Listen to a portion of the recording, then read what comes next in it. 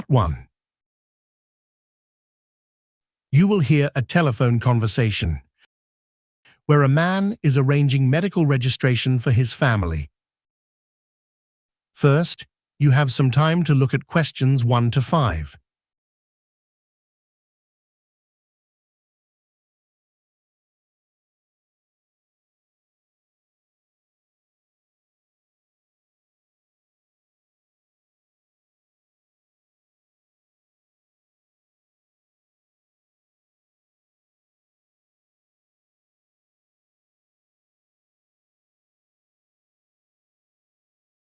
Now listen and answer questions 1 to 5.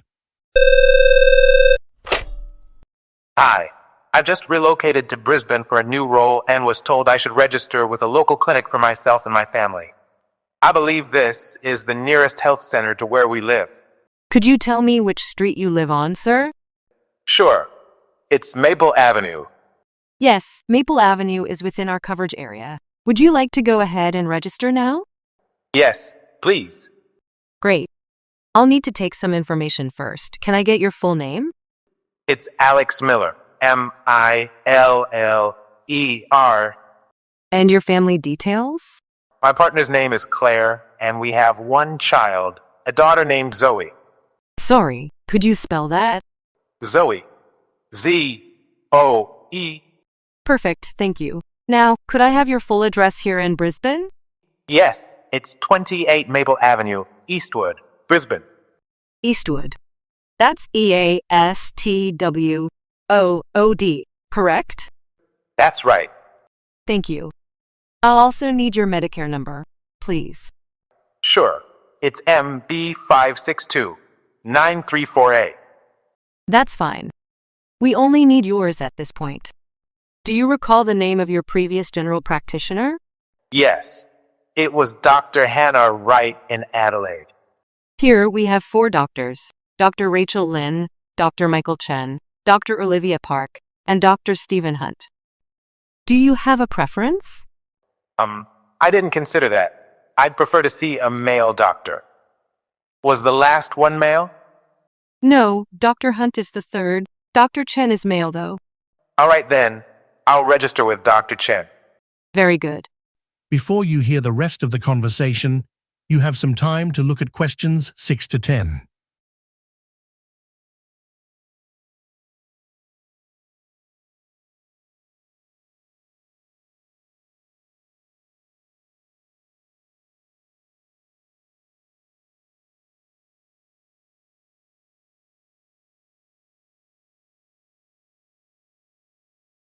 Now listen and answer questions 6 to 10.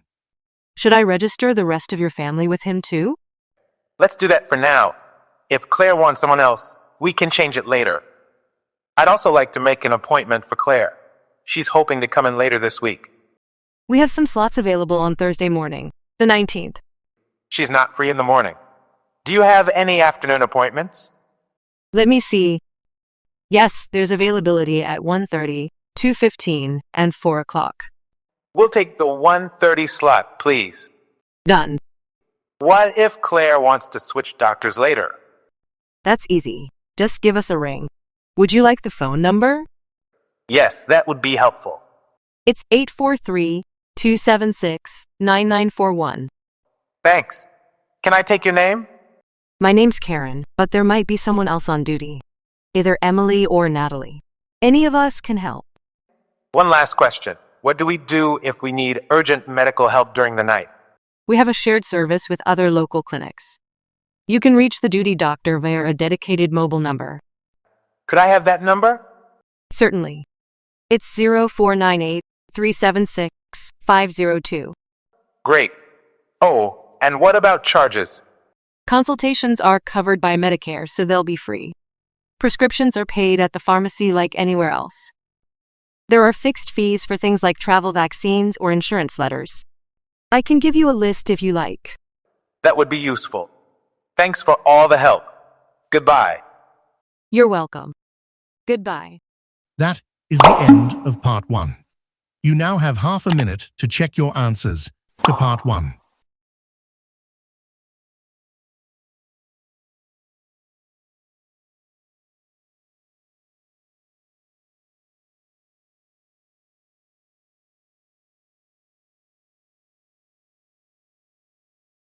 Part 2.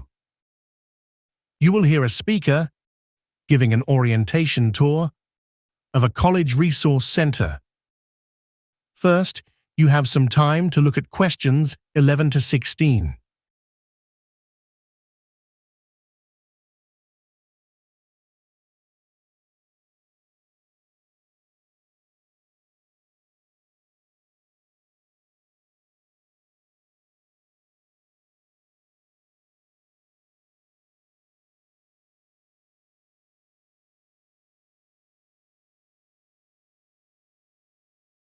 Now listen and answer questions 11 to 16. Good morning, everyone. I'd like to welcome you all to Linford College Resource Centre. This will be a 20-minute orientation around the facility to introduce you to all the essential services and everything you need to get started as a student here at the college. First, I'll explain the process of becoming a member, then I'll give you an overview of what we offer, and finally, I'll take you on a quick tour. To register with the Resource Centre, you'll need to visit the front desk between 8:30 in the morning and 4:30 in the afternoon. After these hours, although the main desk is closed, all other amenities remain accessible until 9:30 p.m. At the front desk, you'll be handed a registration sheet. Once you complete that, you'll be asked to pay a registration charge of £6, which must be renewed each academic year. In addition, you'll need to show your college identification to confirm your student status and provide 2 passport-sized photos, one for your member file and another for your access card. We recommend doing this straight away so you won't face any delay in using the facilities, especially as your coursework will likely increase quite quickly. Now, a bit about the facilities. The Resource Centre is open every day from 7:30 am to 9:30 p.m. Though, as I mentioned earlier, the main counter operates only between 8:30 am and 4:30 p.m. with extended hours until 6:00 p.m. on Thursdays to help students get their materials ready for the weekend. The front desk is closed on Saturdays. Undergraduate members are allowed to borrow a maximum of 5 books at one time, with a loan period of 14 days. Graduate members may check out up to 7 items. Loans can be renewed for 1 additional week per book, but this must be done in person with the book on hand for scanning. Renewals by phone are not accepted. Please be aware that a penalty of £3 per week will apply to any overdue materials. You won't be able to borrow more until the fee is paid. This rule isn't intended as a revenue source, but to make sure everyone has equal access to the resources they need. Before you hear the rest of the conversation, you have some time to look at questions 17 to 20.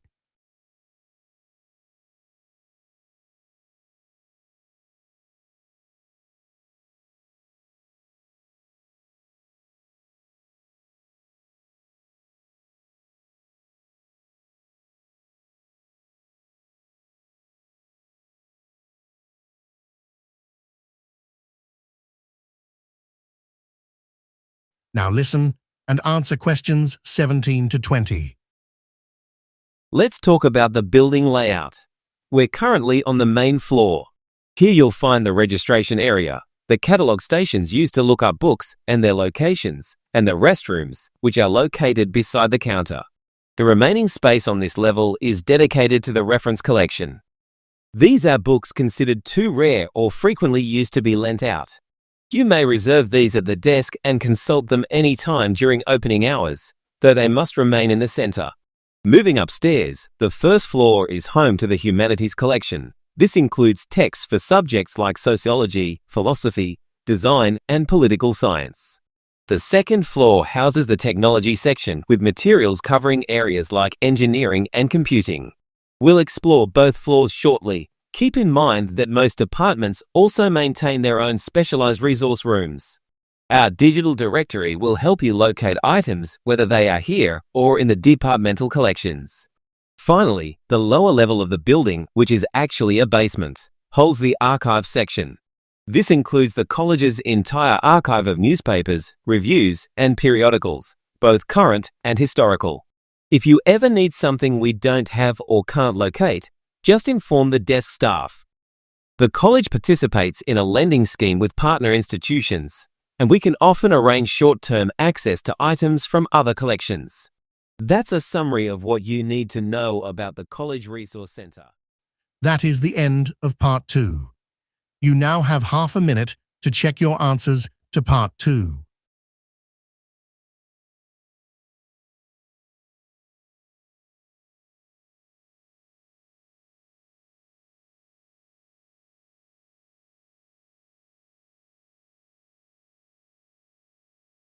Part 3. You will hear a tutor talking with 3 students about their assignments and deadlines. First, you have some time to look at questions 21 to 27.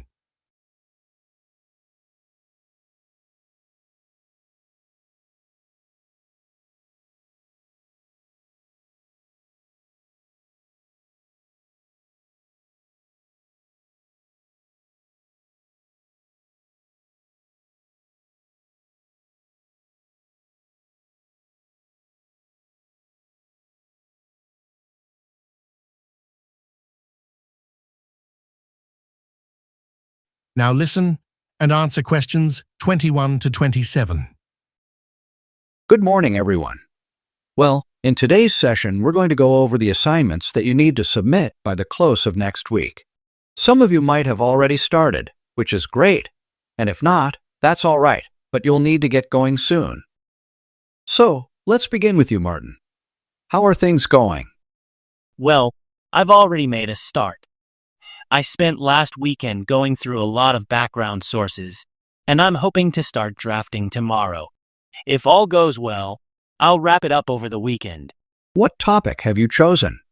I've decided to explore the electronics company Zenith, looking into the reliability issues they had in the 1980s and early 90s, how they addressed those problems, and the way that influenced their branding and promotional campaigns.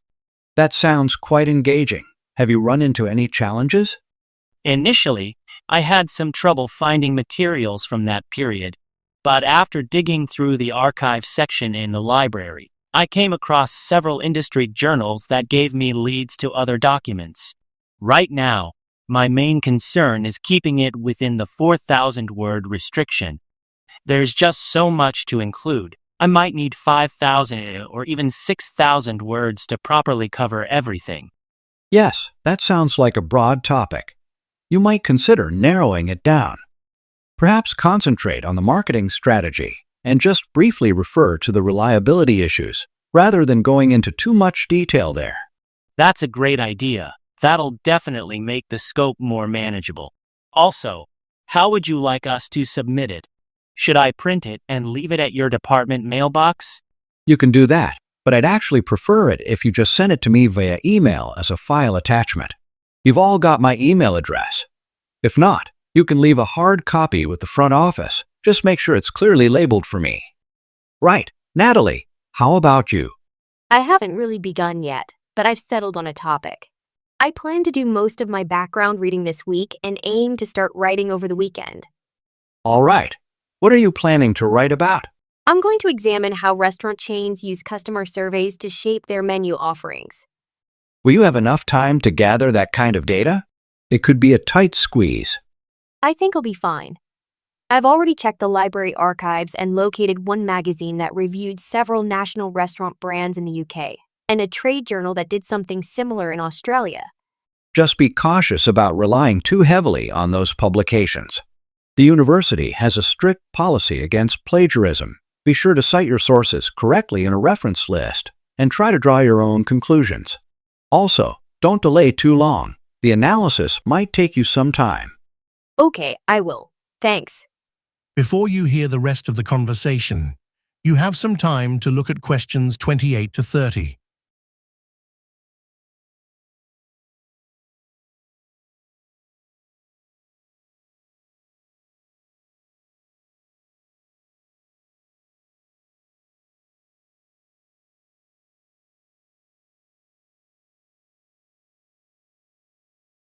Now listen and answer questions 28 to 30.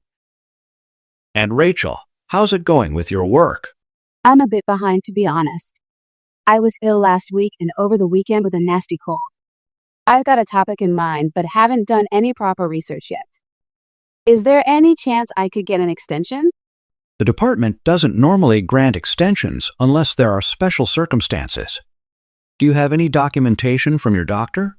I visited a general practitioner, but I didn't get a note because I didn't realize I need one. However, the clinic will have a record since I was prescribed medication. I'll go back and ask for a doctor's certificate. Yes, do that. If you can get a note, you'll probably be allowed an extension. Without it, you could be penalized. What subject were you planning to write on? I thought I'd look into the trends in rental costs across the UK and how they've influenced residential construction rates over the past 15 years. I thought it might be timely because of the recent rise in housing demand. That's definitely a relevant topic, and there should be plenty of data available as it's been fairly well reported. But it's quite a lot of work, so even with the extension, if you get one, you'll need to move quickly. Luckily, I've cleared most of my schedule this week, and I've blocked off the weekend to really dig into it. Good. Now, does anyone have any other questions? That is the end of Part 3. You now have half a minute to check your answers to Part 3.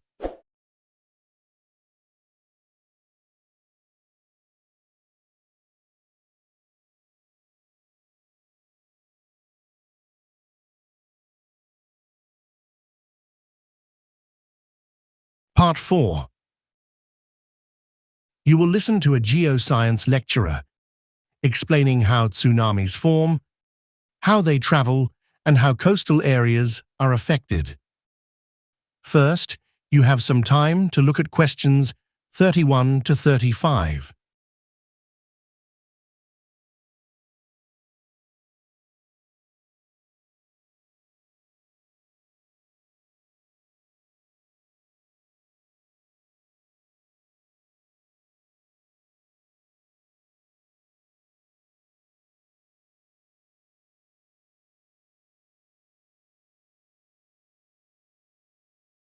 Now listen and answer questions 31 to 35.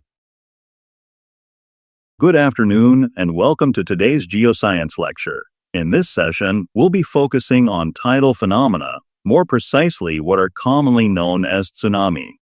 Far beneath the ocean's surface, sections of the Earth's crust, known as tectonic plates, push against each other, and occasionally this movement triggers undersea earthquakes. These seismic events can unleash massive energy, displacing water and creating powerful sea waves that radiate outward in all directions from the quake's point of origin. These waves can reach speeds of over 800 kilometers per hour. When they arrive at coastal regions, they may bring about catastrophic damage and significant loss of human life. Despite their name, tidal waves aren't caused by tidal forces. The more precise term is the Japanese word tsunami, which translates to hobble wave. They're also occasionally referred to as seismic marine waves, though this term is slightly misleading, as tsunami can also be the result of underwater volcanic eruptions, submarine landslides, detonation of large-scale explosives, or even the impact of extraterrestrial objects like comets and large meteor fragments. The leading cause of tsunami remains seismic activity beneath the ocean. The Earth's lithosphere is covered with tectonic plates, and their movement can be recorded across the globe. Some zones are more geologically active than others, making them more likely to experience severe wave events. The largest vertical shifts of the ocean bed occur at fault lines. These are boundaries where tectonic plates meet. A common mechanism in the South Atlantic Ocean involves dense marine plates sliding beneath continental plates, a process known as subduction. These subduction-related earthquakes are particularly efficient at producing tsunami. Tsunami can result from any sudden event that shifts a large volume of water out of its equilibrium. When triggered by earthquakes, the seafloor is elevated or lowered, disrupting the water column above. Similarly, sediment slides under the ocean, or the collapse of volcanic structures, can trigger significant underwater currents, causing further water displacement. Submarine volcanic blasts can generate immense pressure, pushing up the water above and starting a tsunami. On the other hand, events like above-sea landslides and impacts from objects falling from space disturb the ocean from above, transferring momentum downward into the sea. These types of tsunamis, unlike those formed from major earthquakes in the Pacific, usually lose energy faster and are unlikely to impact distant coastlines. Tsunami is notoriously difficult to detect in deep-sea conditions. In the open ocean, the wavelength of each wave may be as long as 600 kilometers, which results in a wave height of only a couple of meters, making it nearly invisible to the naked eye. Because the amount of energy a wave loses is inversely proportional to its wavelength, tsunami can retain much of their force over vast distances, traveling entire ocean basins with minimal reduction in strength. When these waves enter shallow waters, their velocity drops sharply, but the total energy remains roughly constant. As a result, the wave increases dramatically in height rather than speed. To provide early warning, the Oceanic Observation Bureau has installed sensors to track seismic activity and give alerts to nations along the Indian coastline. In addition, floating buoys in strategic ocean locations can detect fluctuations in water pressure, indicating the presence of moving tsunami waves. Unfortunately, when the origin of the wave is close to land, there may be insufficient time to alert people before it arrives. Before you hear the rest of the conversation, you have some time to look at questions 36 to 40.